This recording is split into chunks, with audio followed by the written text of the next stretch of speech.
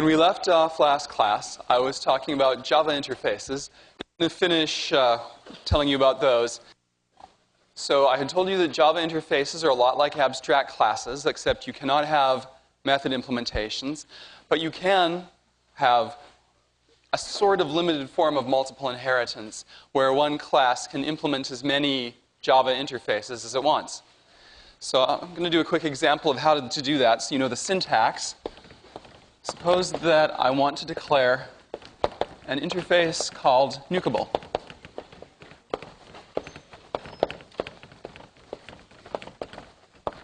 So anything that implements the Nukable interface has a nuke method. Now, since this is a public interface, just like a public class, it has to be in a file with a name of its own. So this goes into nukable.java. To make the compiler happy. And then you declare whatever prototypes of methods you think a Nukable should have, but no implementations. Another example is there are some interfaces in the Java standard libraries that are worth knowing about. Like one that will come up in this class in your assignments is called Comparable.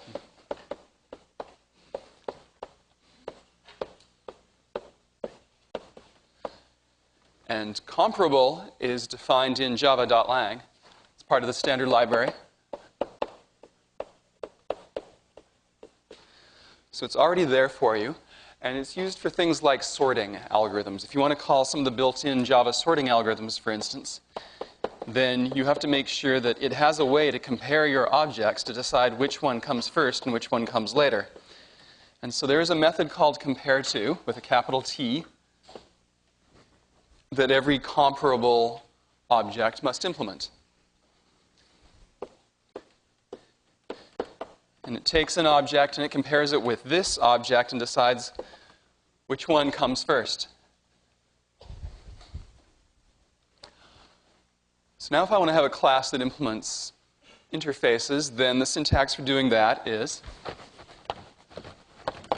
well, let's take our slist again.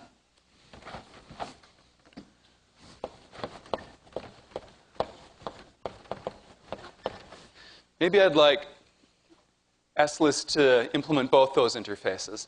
So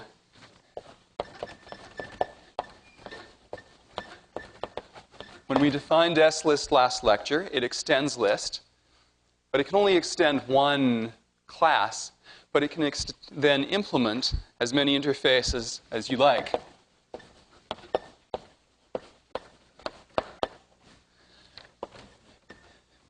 And if there's more than one, you just separate them with commas.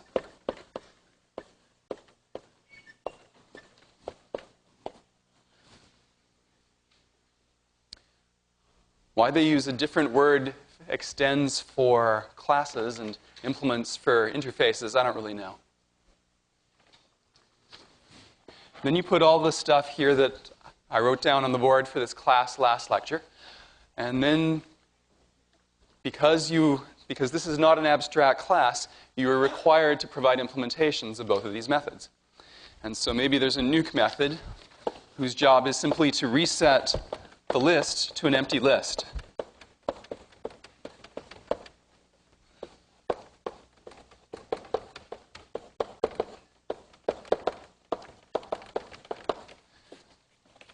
So that nukes all the items in the list. The comparable interface, says you have to implement a method called compareTo.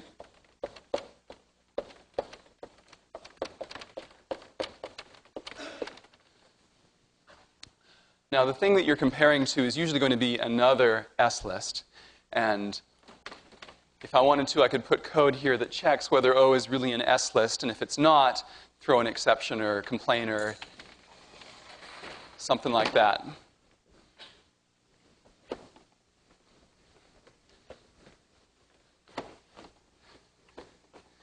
Now, maybe how would you compare two lists? Well, maybe you walk through them in order, and you compare each item, and as soon as you hit two items that are different, whichever item comes first, that's the list that comes first. Sort of like alphabetical order. The word albatross comes before the word azamanthium. So, yes, question?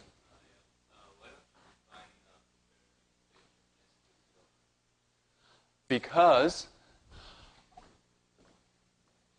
this is the prototype defined incomparable, and you're not allowed to change it. So you have to, this interface is demanding that you must implement this method with this prototype. You have to provide an implementation of that. You don't have a choice. So that means you have to declare object there, and then if you want to make sure this handles things that are not S-lists, you have to write code to handle them. Yes?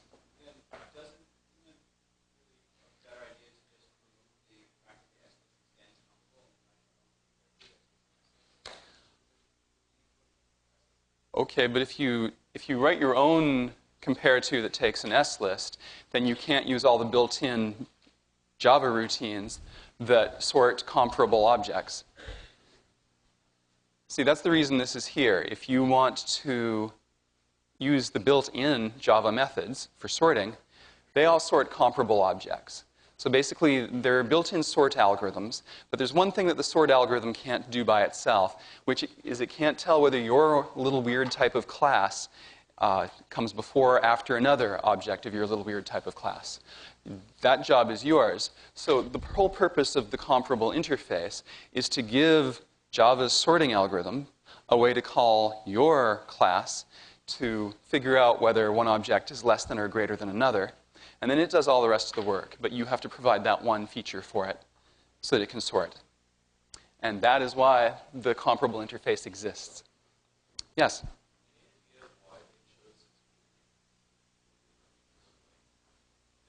Oh. There's three possible answers. Why? The question is, why does compare to return an int? The reason is, this is what I'm not going to give an implementation here because that would take too long, but what the interface actually does is it returns a number which is less than 0 if this comes before O in your ordering, returns a number equal to 0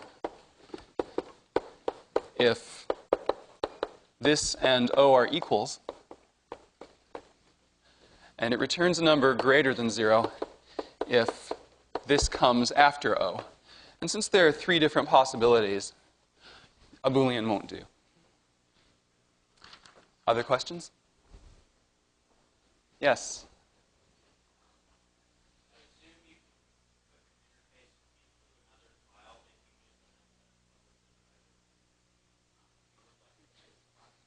If the interface has package protection, which I'm going to talk about next, then it does not have to be in a file named nukable.java. Then you could put it in a file with some other class. Yes? To putting a file into the same file as another, just convenience for you and your text editor, really. That's the only thing I can think of.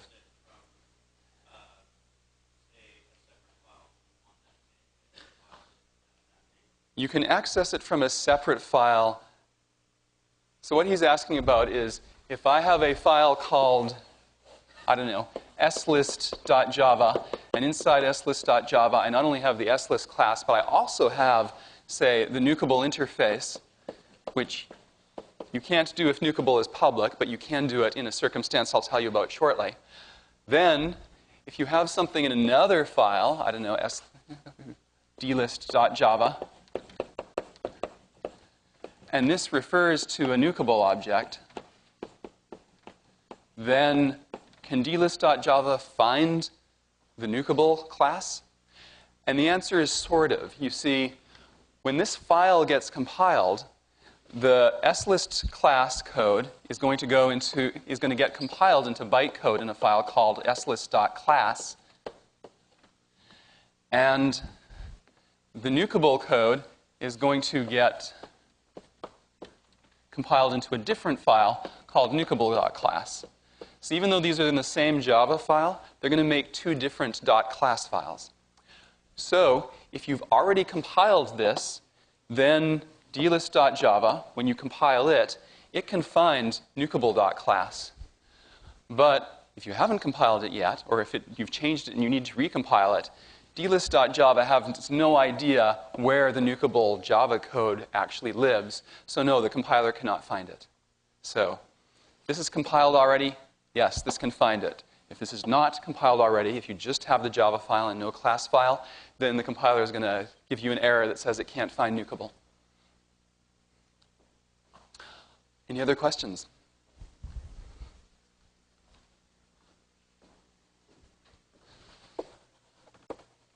All right, so that's what that's all about. Now, one thing I want to point out is that when I declared nuke and when I declared compare to, I did not use the abstract keyword here, but these are abstract methods. The reason I don't use the abstract keyword is just because it's redundant. Any method declaration inside an interface has to be abstract. You're not allowed to implement them. But if I put the word abstract here and here, it would still work. They are abstract methods. It's just that you don't have to write the extra, type the extra 8 letters or whatever.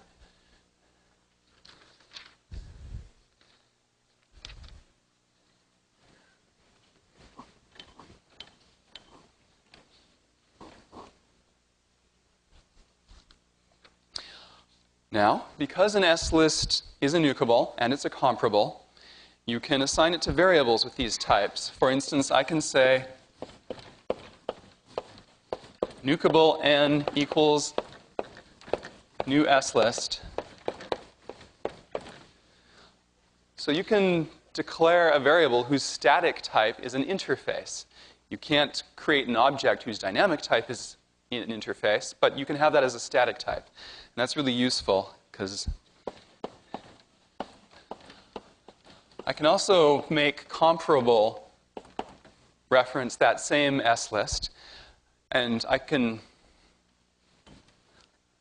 even declare a comparable C and set it equal to n, but in this case I have to use a cast.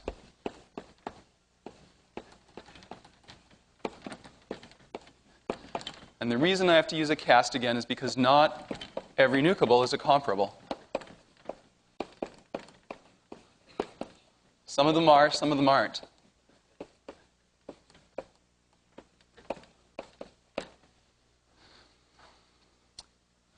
And I can call methods on these things. So I can type n.nuke. I can go if c.compare to some other object is greater than 0, then do something. And this is how you would use it in a sorting algorithm.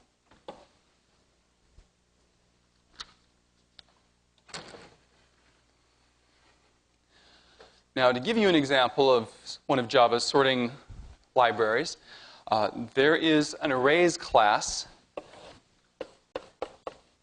It's called arrays with a capital A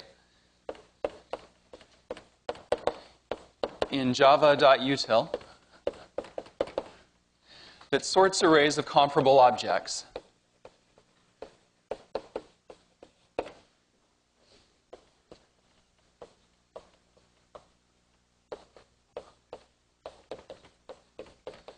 You just have to provide the compare to method, and Java's built-in library does the rest of the work.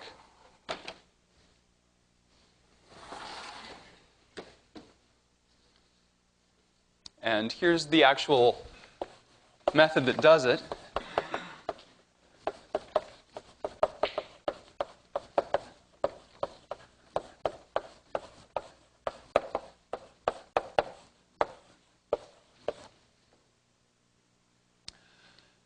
Now, people always ask, why doesn't this say comparable array?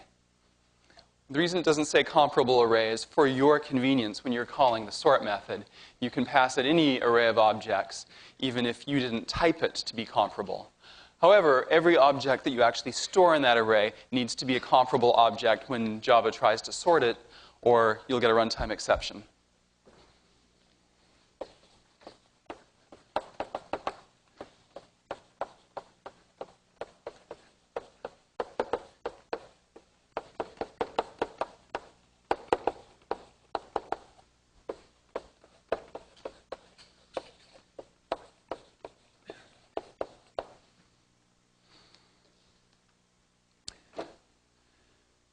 And the last thing I want to say about interfaces for now is that interfaces can have subinterfaces, and a subinterface can have multiple subinterfaces.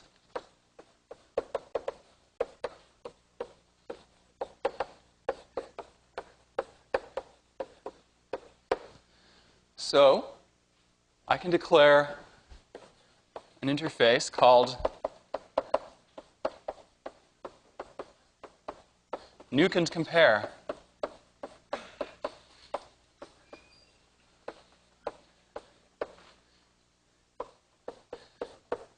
And the sole purpose of nuke and compare in this case is to combine nukeable and comparable into one interface.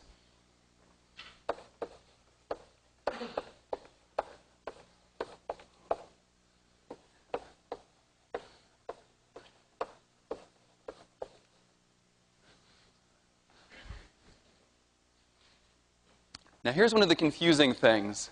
When a class implements, well, when a class inherits an interface, you use the implements keyword for the class to inherit an interface, and you use extends for a class to inherit another class. But when you're defining an interface that inherits an interface, then you use extends and not implements, which I find confusing.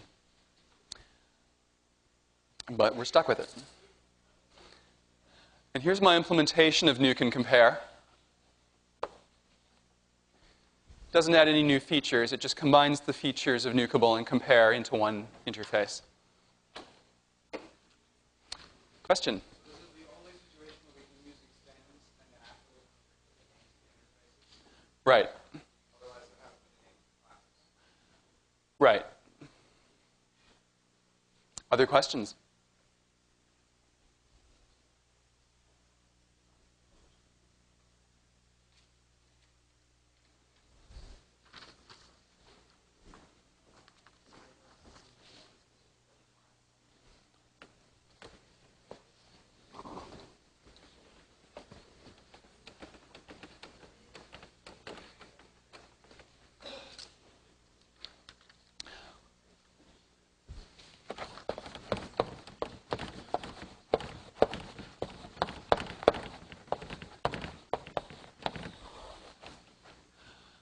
The next topic, Java has a software engineering mechanism called packages.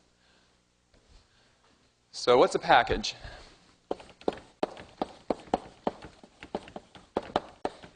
It's a collection of classes that go together, basically. It can also include Java interfaces, which are, for all intents and purposes, a special kind of class, as far as I'm concerned. And you can even have sub-packages. You can put packages inside a package. And these classes and etc. are assumed to trust each other. They're usually all written by the same person, and they kind of go together, and often they work together to perform a single task, like S-lists and S-list nodes. They're two different classes that work together to give you a single abstract data type of a list. So it's nice to be able to collect them together in a way that they can give each other bigger privileges than they give to the rest of the world. And that's what packages are for. There are 3 benefits of packages that I can think of. The first one is that packages contain hidden classes that are used by the package but are not visible outside the package.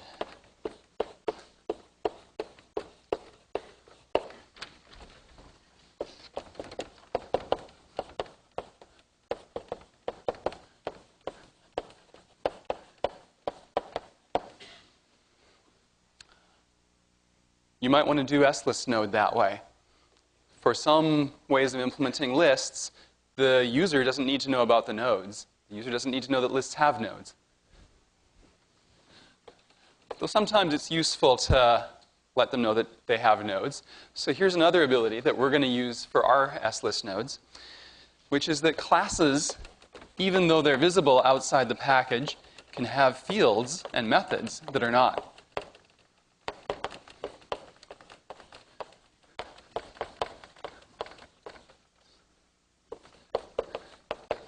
So there are fields and methods that are visible inside the package only.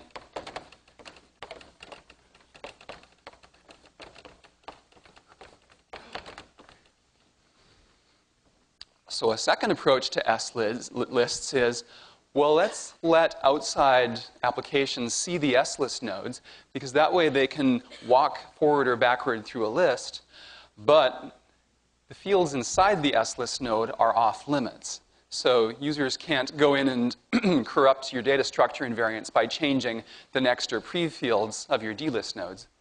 But they can hold on to a node, and they can ask what item it holds, or ask to change that item. And we're going to be spending a lot of time on that particular way of implementing lists over the next few weeks.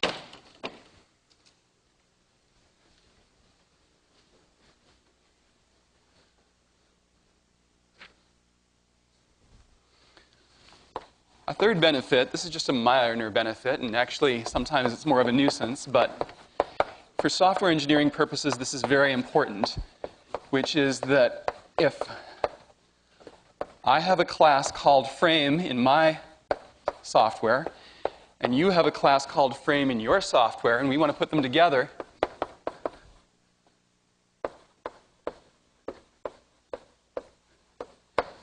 we can put our software together and make them work together without having to rename one of the two frame classes. And so, for instance, there's actually a class called frame in the java.awt standard library. And maybe you want to declare your own class called frame in the photo package. Can you have two different classes called frame in the same program? Yes, you can. So if that weren't possible, you wouldn't be able to put your software together with the AWT software. But you can use both together in one program.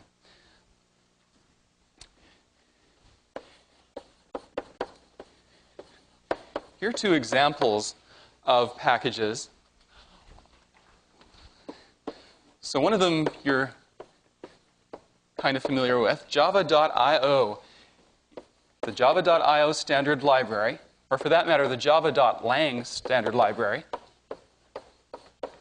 is a package. The name java.io actually means that it's a package called io inside another package called Java. And the second example you haven't seen yet, but you will soon. Homework 4 uses a package called list.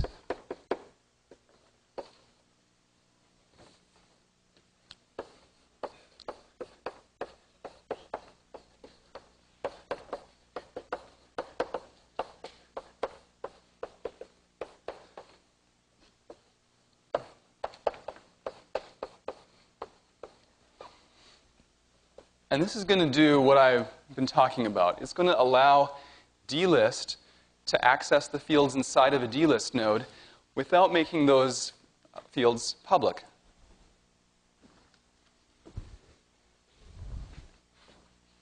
Any questions about this before we get down to the details of how packages are built?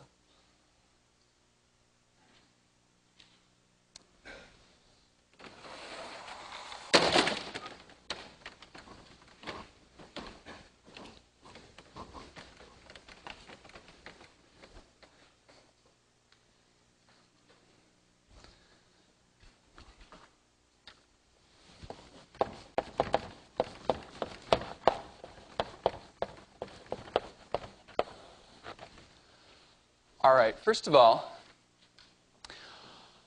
you can address any class or field or method with a fully qualified name anytime you want to. So, what's an example of a fully qualified name?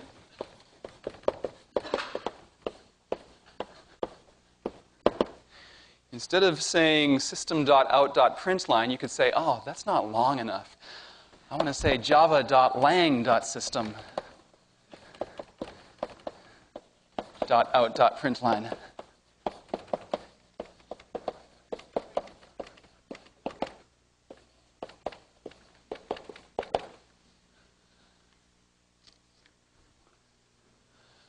Now, it's not very convenient, which is why Java has the import command. If you've always been wondering what that import command really means, it really means that there's a package somewhere. It's the lang package, which is itself inside another package called Java. And inside there lives system. And so if I want to use something in the file, well, suppose I want to use the file class, which is in the IO package, which is in the Java package. Then I can say import java.io.file, and now the file class is at my command.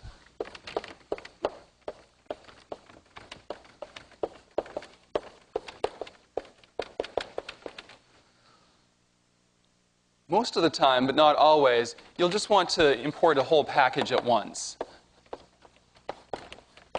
In which case, instead of having to list each class individually that you want to import, you can just say, do all of them in a package.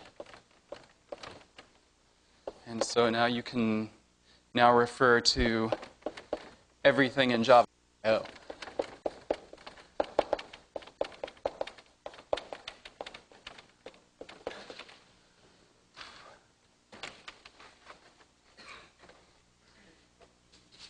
When wouldn't you want to do that?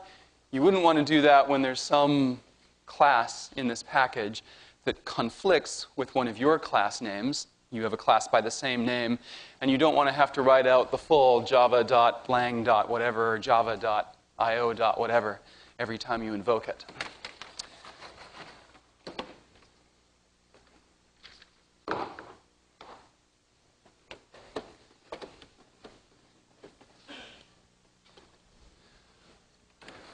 Now, every Java program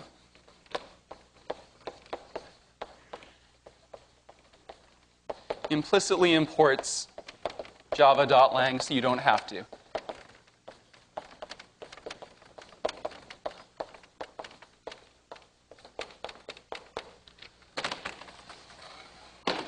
So you're off the hook for that one, but the rest you have to explicitly say.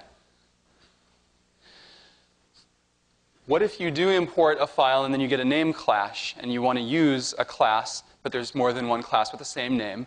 Then you have to use the fully qualified name. So you might find yourself writing something like java.awt.frame class, give me the add method, lowercase p.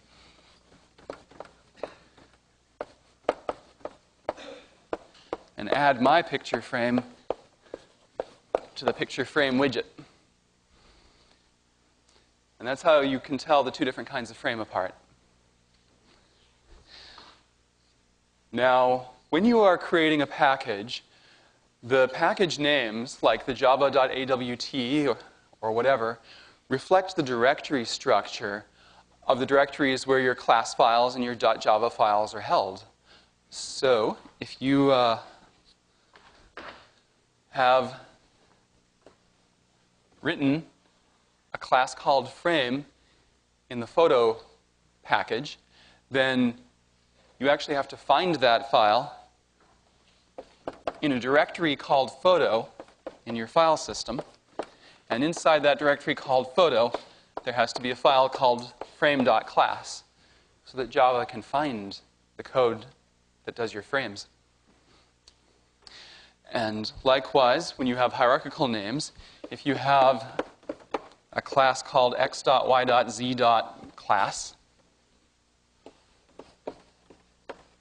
then that has to be in a directory called x, which contains a directory called y, which contains a directory called z, which contains the class file for your class.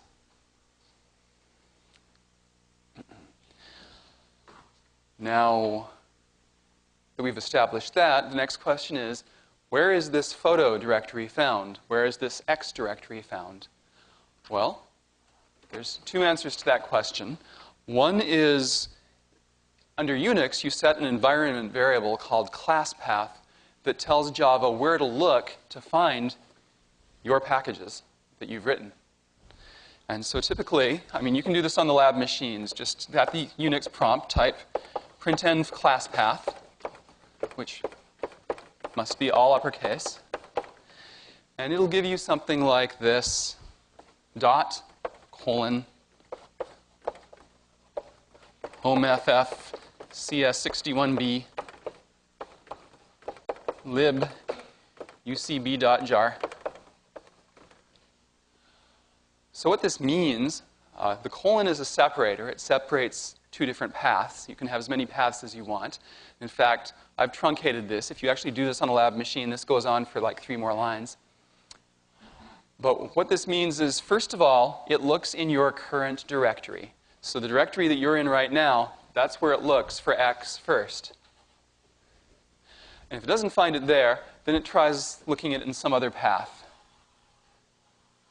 And by the way, a jar file, that stands for Java Archive. That's where a whole bunch of packages have been archived into one file, which is, I'm not going to talk about how to do that, but that's what those jars are.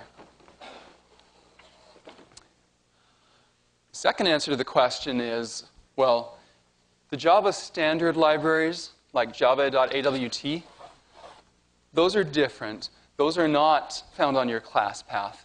But the Java compiler has them compiled, has the correct path for those, compiled right into the compiler. So the compiler knows where to find the Java standard libraries, and you don't have to worry about it. Any questions on this? Yeah. So, in that line where it says java.frame, etc., Uh-huh. if anywhere in that code you were to just say frame, would it get a time error saying it's ambiguous? Yes, if you were to just try saying frame in this circumstance, you would get a compile time error saying it's ambiguous. Exactly.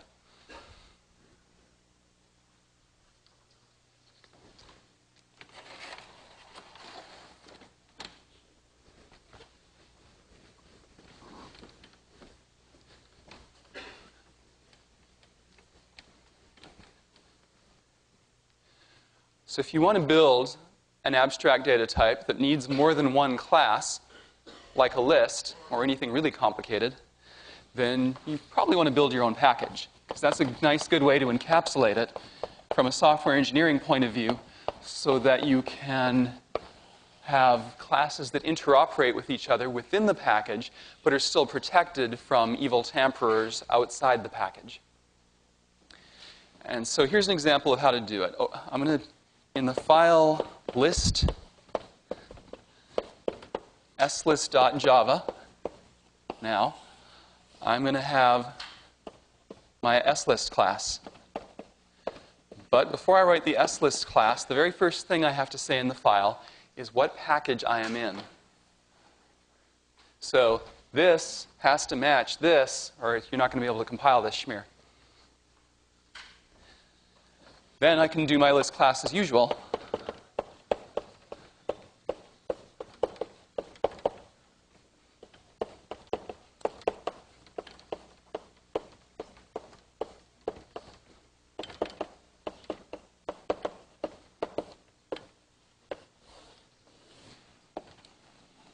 And then over here, I'm going to have another file for the slist nodes. And I'm going to put in the list package too.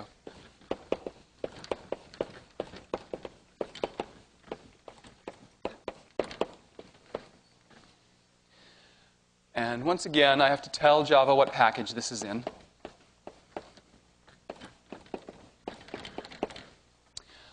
I am not going to declare the slist node class public for this particular example. I'm just going to go and say class slist node. No public, no private, no protected in front of it. For classes, you actually can't say protected or private as far as I know. But just protection not specified. And the default is something called package protection, which I'll talk about in a minute. And I'm doing the same thing with the fields. They're not public, they're not private, they're not protected.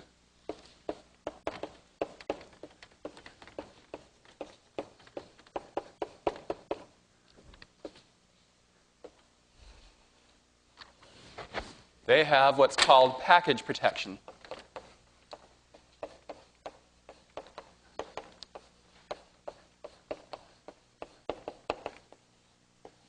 The class does, and so do both of these fields.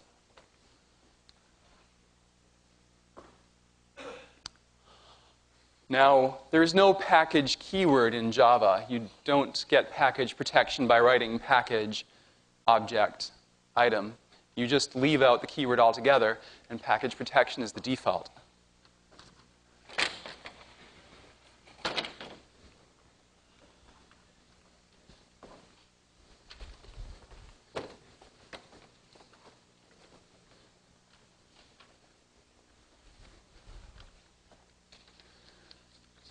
So package protection is between, squeeze it in here,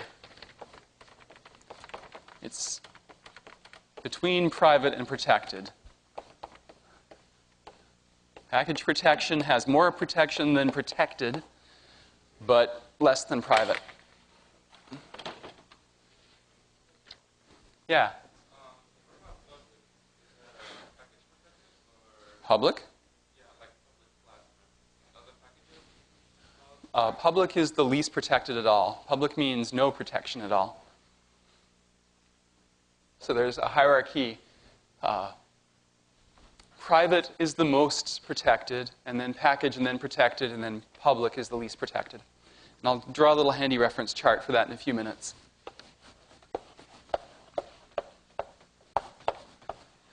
So here are the rules for package protection. If a class or variable has package protection,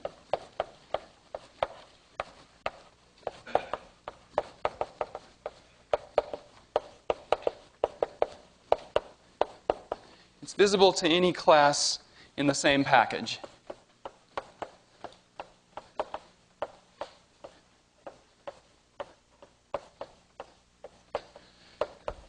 But it's not visible at all outside the package.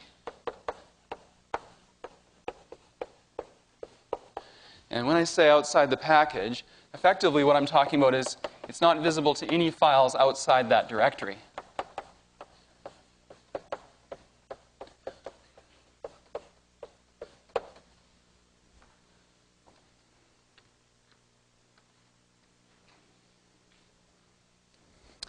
And so the files that are outside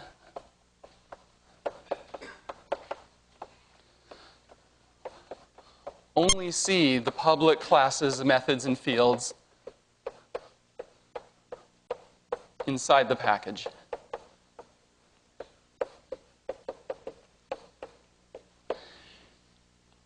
Unless they're a subclass of something in the package, in which case they can see the protected fields as well.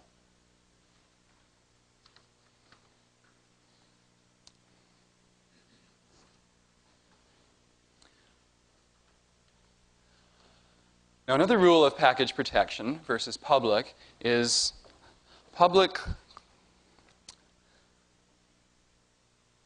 I want to see. I'm jumping ahead of myself. Any questions about this?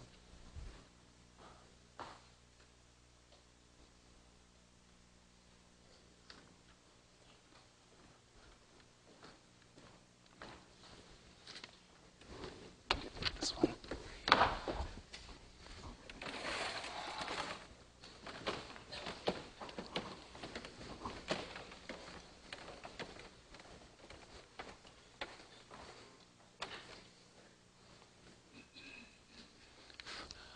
So another look ahead to homework 4. In homework 4, we're going to have slist node be public.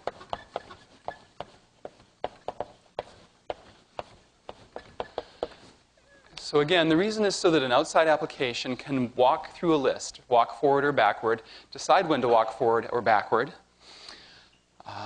But the key fields, item and next, have package protection.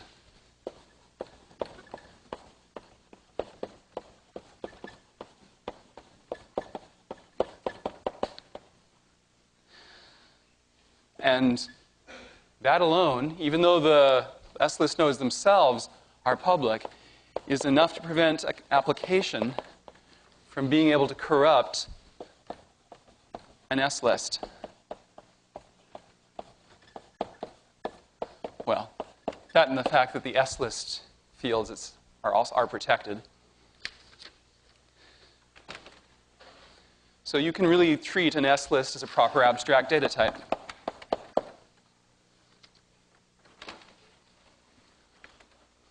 Another fact worth knowing is that each public class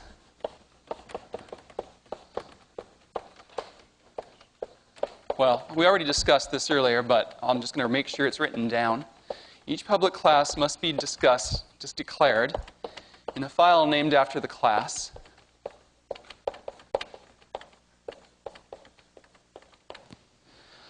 But package classes can appear more or less in any Java file.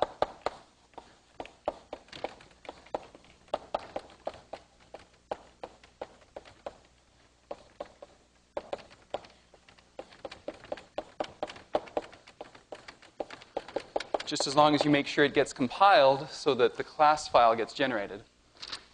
So what that means is, with what I did here, where I have this class that is not public, it's just package protection, I could have taken this whole class and just stuck it in the file slist.java, and that might be the most convenient thing to do, just in terms of writing your code. Because then you don't need a separate slistnode.java file.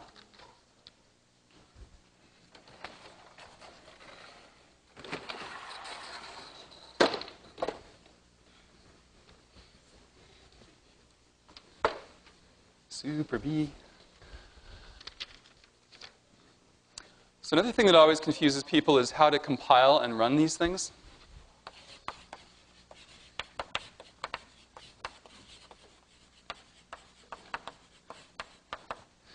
So I want to make sure you understand that both these things, strangely, must be done from outside the package. Your local directory has to be set outside the package.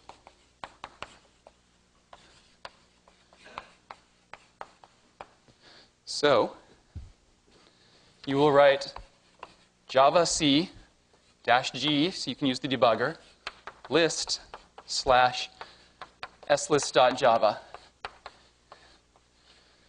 Don't go inside the list package and then just type javac slist.java, because then the compiler will see package list and say, but I'm not compiling package list, and freak out.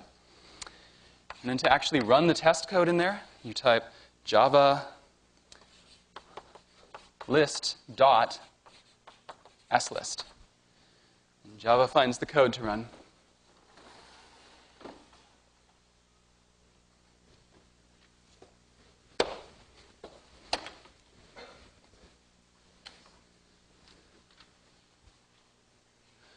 And the last thing I want to tell you about packages is this handy chart of what the 4 levels of protection are now that we've learned them all.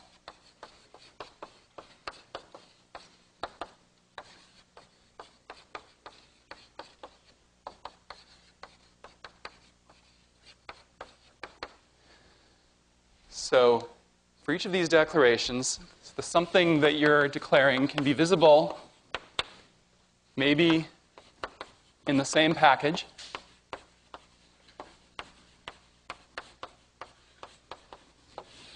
Well, anything that's not private is visible in the same package.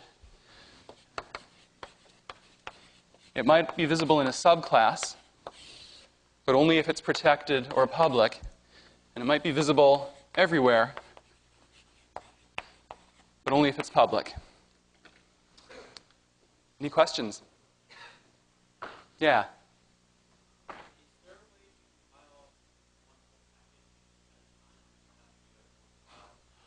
Oh, yeah, you can not only compile a whole package at a time, you can compile several packages at a time. So you might find it very convenient to do something like this.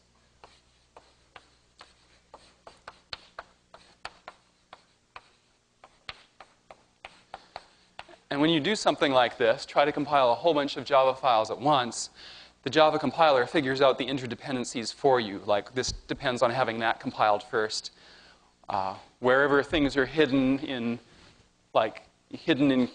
Java files with different names, it'll figure that out for you. So it saves you from a lot of trouble of trying to figure out who needs what from what other package, from what other place. Just easiest thing to do is just compile everything at once. Other questions? Yeah. Can you say that a little louder, please?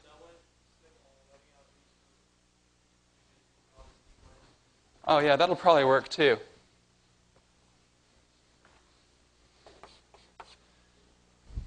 Yeah, I mean, the shell is what's going to expand this for you, so it'll just find all the Java files now. Of course, you might have several packages deep, too.